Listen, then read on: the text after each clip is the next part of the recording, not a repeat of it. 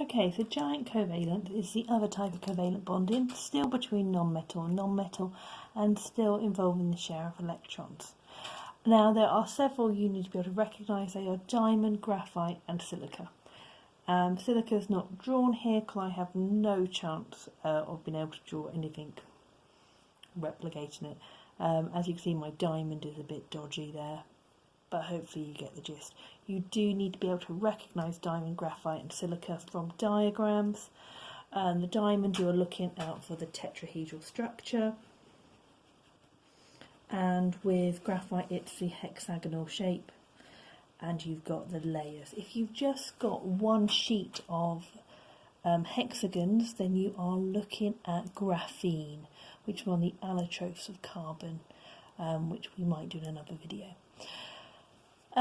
So you will be typically asked to recognise them. You may be asked to draw them. I've never seen them ask you to draw diamond because that would be pretty tricky, but I have seen them ask you to draw graphite, and they are just looking for 2 or 3, feel free to do more, interlocking hexagons, and then 2 layers and some lines down. I think it'd be unlikely for them to ask you to do diamond because it's pretty tricky one to draw. Okay, so we've talked about their shape.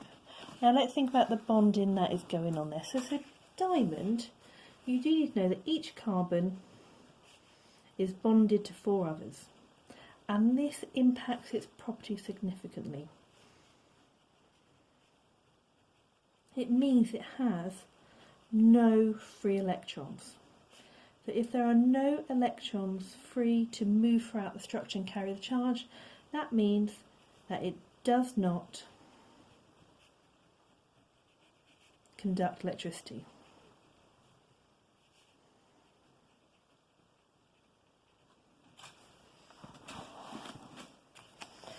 The other thing about diamond, as we know, it is very strong, and that's because of this rigid tetrahedral structure which is made up of so many carbon bonds. Now these molecules are called giant covalents.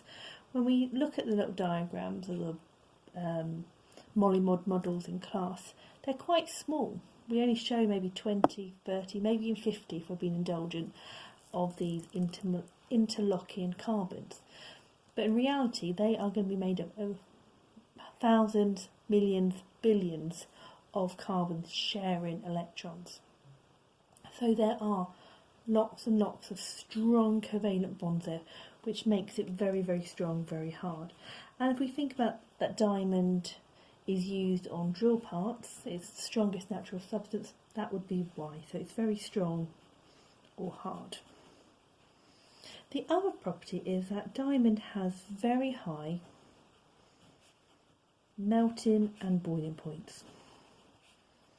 And it is a common question where they would ask you, why does diamond have such high melting and boiling points? Well, there are lots of bonds to overcome, lots of very strong covalent bonds which require lots of energy to overcome. This is a giant structure, or you can say macro lattice structure. And we talked about lattice in ionic bonding. It's a repeating pattern. We've got that there. We talk about silica, make the link. It also doesn't conduct electricity because it doesn't have any free electrons. It's also very hard, it's also known as silica, and it has a very high melting and boiling point for the same reasons. Graphite also has a high melting and boiling point, again for the same reasons, so I won't repeat them, we'll talk about that. Now if we look at graphite, this is our hexagonal sheets which have got the weak force of attraction between the layers. There's not a covalent bond between those layers, there's just covalent bonds in the hexagonal shapes there. Each carbon is bonded to 3 others. This means, unlike diamond, it has 3 electrons.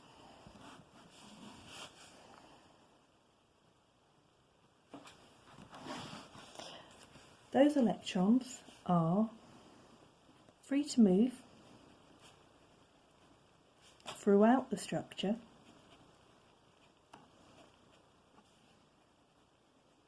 carrying the charge.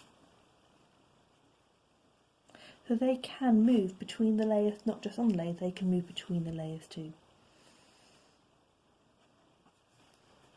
So conduct electricity. That's a really big property of graphite, and you'll remember from doing your electrolysis that you quite often use graphite rods in that, and you may remember from year 7 or even primary school science lessons where you're completing circuits, you may have had a pencil sharpened on both ends and use that to complete a circuit.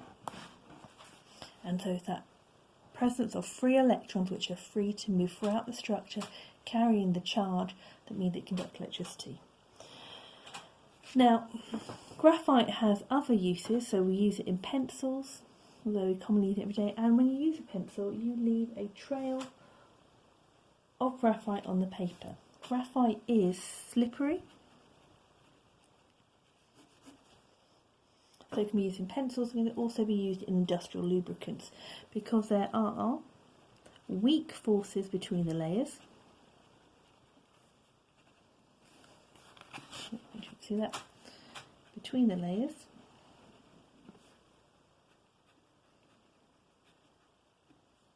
The covalent bonds are only in the hexagonals, we've already said. So the layers can slide over each other.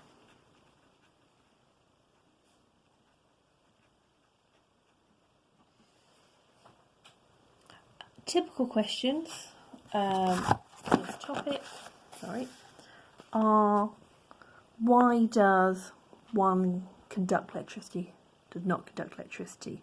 Why do they have high melting boiling points?